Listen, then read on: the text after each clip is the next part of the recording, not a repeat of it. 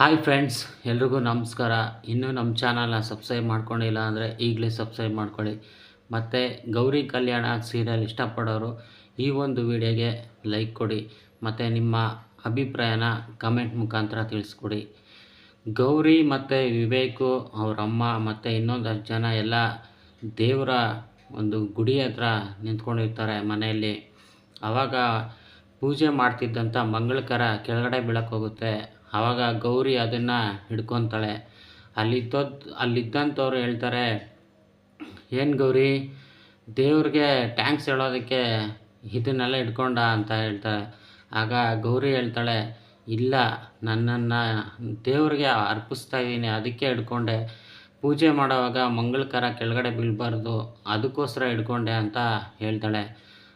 ಆವಾಗ ವಿವೇಕು, ಅಯ್ಯೋ, ಏನು ಇದನ್ನೆಲ್ಲ ಕೇಳ್ತಾ ಇದ್ದರೆ ಯಾವುದೋ ಒಂದು ನಾಟಕದ ಕಂಪ್ನಿಯಲ್ಲಿ ಇದ್ದೀನಿ, ಮನೇಲಿಲ್ಲ ನಾನು ಅಂತ ಹೇಳ್ತಾನೆ. ಆವಾಗ ಗೌರಿ, ಯಾಕೆ ಈ ಥರ ಹೇಳ್ತಾ ಇದ್ದೀರಾ ಅಂತ ಕೇಳ್ತಾಳೆ.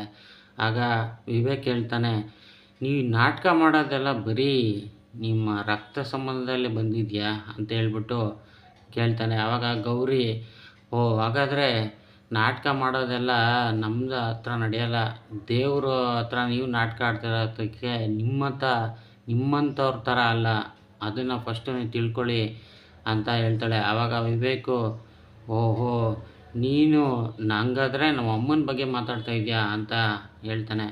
ಆವಾಗ ಗೌರಿ ಹೇಳ್ತಾಳೆ, ನಿಮ್ಮ ಅಮ್ಮನ ಬಗ್ಗೆ ನಾನು ಏನಾದರೂ ಹೇಳಿಲ್ಲ, ಏನು ಹೇಳಿಲ್ಲ ಅಂದ್ರೆ ಇಷ್ಟು ನಿಮಗೆ ಕೋಪ ಬರುತ್ತೆ ಅಂದರೆ ಇನ್ನು ನಮ್ಮ ಅಮ್ಮನ ಬಗ್ಗೆ ನೀವು ಮಾತಾಡಿದ್ರೆ ನನಗೆ ಕೋಪ ಬರೋದು ತಪ್ಪಾ ಅಂತ ಗೌರಿ ಹೇಳ್ತಾಳೆ.